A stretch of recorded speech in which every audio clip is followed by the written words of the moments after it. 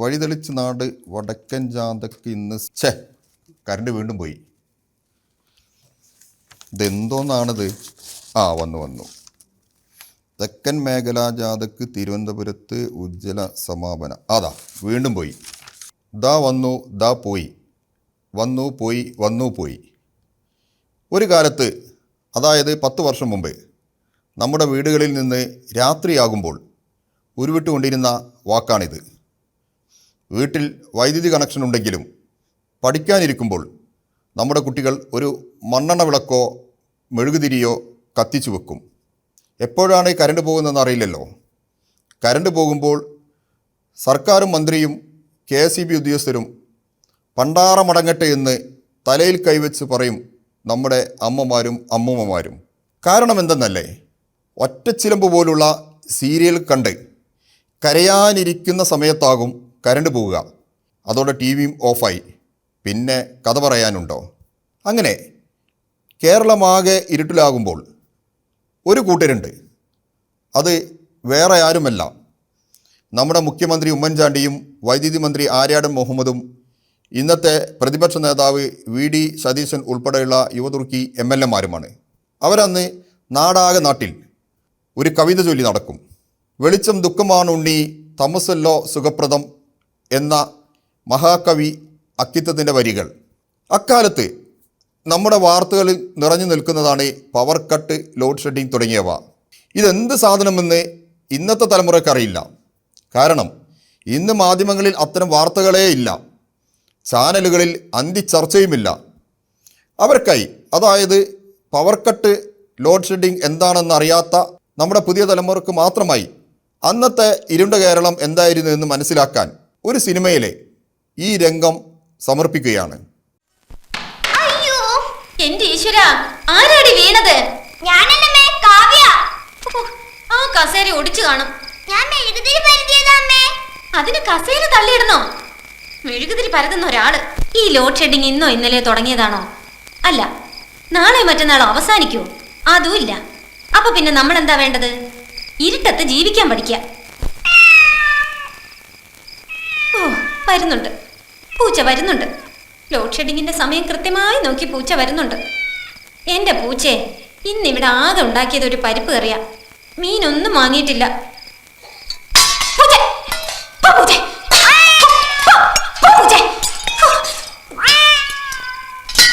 എന്റെ ഭഗവാനെ, പിള്ളേർക്ക് ഇനി എന്തു കൊടുക്കും? ചീനിച്ചട്ടിയാ തട്ടിയിട്ടത്. വെളിച്ചെണ്ണ മുഴുവൻ പോയി. ആരാ, കുമാരേട്ടനാണോ? അതെ. വിജയനുണ്ടോ അവിടെ? വിജയേട്ടൻ പുറത്തു പോയല്ലോ. എവിടെ പോയതാ? മീൻ മേടിക്കാൻ മാർക്കറ്റിൽ പോയതാ. ഉടനെ വരുമോ? അറിയാൻ വയ്യ. എപ്പോഴാ പോയത്? കഴിഞ്ഞ വെള്ളിയാഴ്ച. ഏതായിരുന്നു അക്കാലം? ഉമ്മൻചാണ്ടി മുഖ്യമന്ത്രിയും ആര്യാടൻ മുഹമ്മദ് വൈദ്യുതി വകുപ്പ് മന്ത്രിയുമായിരുന്ന 2011-16 കാലം. കേരളം ഇരുട്ടിലായ കാലം. ദിവസവും 6 മണിക്കൂർ വരെയായിരുന്നു ലോഡ് ഷെഡിങ്. എന്നാൽ അപ്രഖ്യാപിത പവർ കട്ടും ലോഡ് ഷെഡിങ്ങും വേറെയും, ഇടക്കെട്ട്, നടുക്കെട്ട് തുടങ്ങിയ പലതരം കട്ടുകൾ, ഓരോ ട്രാൻസ്ഫോർമറിൽ നിന്നും ഇടയ്ക്കിടെയുള്ള ഫ്യൂസ് ഊരൽ, അതായത് കള്ളക്കട്ട്, അങ്ങനെ എന്തെല്ലാം കള്ളക്കളികൾ. അക്കാലത്തെക്കുറിച്ച് മാധ്യമങ്ങളും വൈദ്യുതി മന്ത്രിയായിരുന്ന ആര്യാടൻ മുഹമ്മദും പറയുന്നത് കേൾക്കൂ. വ്യവസായങ്ങളുടെ കാര്യം ഇലക്ട്രിസിറ്റി ബോർഡ് അതിൻ്റെ ഡീറ്റെയിൽസ് വർക്കൗട്ട് ചെയ്യും. അല്ല, ഈ പകലും രാത്രിയായിട്ട് 1 മണിക്കൂറല്ലേ നമ്മൾ തീരുമാനിച്ചേക്കുന്നത് പകലും രാത്രിയായിട്ട് 1 മണിക്കൂർ. പകലര, രാത്രി അര. ഇന്നിപ്പോൾ ക്യാബിനറ്റ് റിപ്പോർട്ട് ചെയ്തു എൻ്റെ വിഷയം. ഇനിയിപ്പോൾ അതിൻ്റെ ഡീറ്റെയിൽസ് അവർ വർക്കൗട്ട് ചെയ്യും. സംസ്ഥാനത്ത് വൈദ്യുതി ക്ഷാമം വളരെ രൂക്ഷമാണെന്ന് സർക്കാർ തന്നെ സമ്മതിക്കുന്നു. ലോഡ് ഷെഡിങ് നിലവിൽ വന്നിരിക്കുന്നു. നമ്മുടെ സംസ്ഥാനം പവർ കട്ടിലേക്ക്, ഇരുട്ടിലേക്ക് നീങ്ങുകയാണോ? ഇതിൻ്റെ താൽക്കാലികമായി ഒരു പ്രശ്നം വന്നു, അത് താൽക്കാലികമായി സോൾവ് ചെയ്യും, അതിൽ സംശയമൊന്നുമില്ല. പക്ഷേ ഈ സർക്കാർ നേരിടുന്ന ഒരു ആരോപണം, 2006 മുതൽ 2011 വരെ ഇടതുപക്ഷ സർക്കാർ ഇവിടെ ഭരിച്ചപ്പോൾ ലോഡ് ഷെഡിംഗ് ഉണ്ടായിരുന്നില്ല, പവർ കട്ട് ഉണ്ടായിരുന്നില്ല. ഭാവനാപൂർവമായ പദ്ധതികൾ ആവിഷ്കരിക്കുന്നതിൽ, ബദൽ സംവിധാനങ്ങൾ ഉണ്ടാക്കുന്നതിൽ എന്തെങ്കിലും വീഴ്ച വരുത്തിയോ എന്ന് അന്ന് അവരെ 2006 മുതൽ അവർ വാങ്ങിയ അതിനേക്കാൾ കൂടുതലാണ് നമ്മൾ പുറത്തുനിന്ന് വാങ്ങുന്നത്, അതിനേക്കാൾ. പക്ഷേ അത് അവരെ ഗുണമായിരുന്നില്ല. 2001 നമ്മളെ UDF ഗവൺമെൻറ് വരുമ്പോൾ ഇവിടെ പവർ കട്ടും ലോഡ് ഷെഡിങ്ങും ആയിരുന്നു. പിന്നീട് ഞങ്ങൾ കൊണ്ടുവന്ന് 2003-04 കൂടി ഞങ്ങൾ ലോഡ് ഷെഡിങ്ങും പവർ കട്ടും നിർത്തി. ഇവരെ ഏൽപ്പിക്കുമ്പോൾ പവർ കട്ടും ലോഡ് ഷെഡിങ്ങും കേരളത്തിലില്ല. അത് തുടർന്നു. പക്ഷേ കൺസംഷൻ കൂടി വന്നു, വളരെ കൂടി കൺസംഷൻ. ഇപ്പോൾ ഏകദേശം 200 മെഗാവാട്ടോളം നമുക്ക് പകൽ കൺസംഷൻ തന്നെ കൂടിയിരിക്കണം, കഴിഞ്ഞ കൊല്ലത്തേക്കാൾ കൂടുതൽ. അതൊക്കെയാണ് ഇതിൻ്റെ കാരണം. എന്നാൽ തന്നെ ഞങ്ങളിപ്പോൾ വേറെ വെളിയിൽ നിന്ന് വാങ്ങി ഇപ്പോൾ പകൽ ലോഡ് ഷെഡിങ് പൂർണ്ണമായിട്ട് നിർത്തി. മനസ്സിലായോ? രാത്രി തന്നെ എല്ലാ സ്ഥലത്തും ഇല്ല, ചില സ്ഥലങ്ങളിൽ മാത്രമേ ഇന്നലെ വരെ ഉണ്ടായിട്ടുള്ളൂ.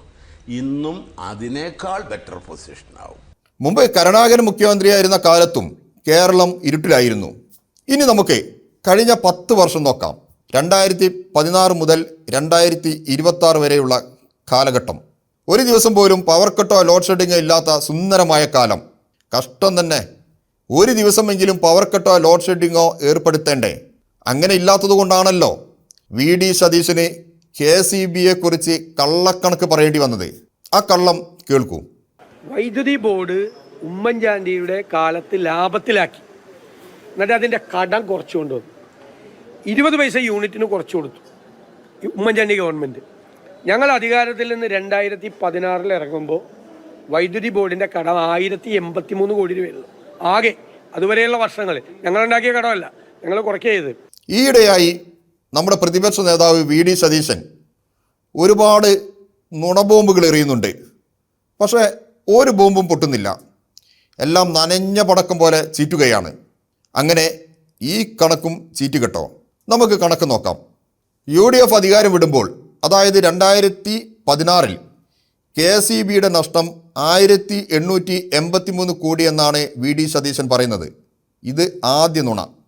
യഥാർത്ഥ കടം 7769.9 കോടി രൂപയായിരുന്നു KCBയുടെ നഷ്ടം.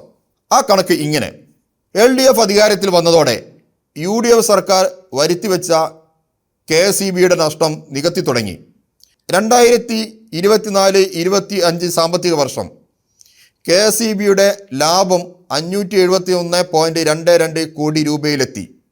കഴിഞ്ഞ 10 വർഷം വൈദ്യുതി മേഖലയിൽ LDF സർക്കാർ പ്രകാശം പരത്തിയതിനെ നോക്കി. മുമ്പ് ബേപ്പൂർ സുൽത്താൻ വൈക്കം മുഹമ്മദ് ബഷീർ പറഞ്ഞ പോലെ നമുക്കും പറയാം, ഈ വെളിച്ചത്തിന് എന്തൊരു വെളിച്ചം.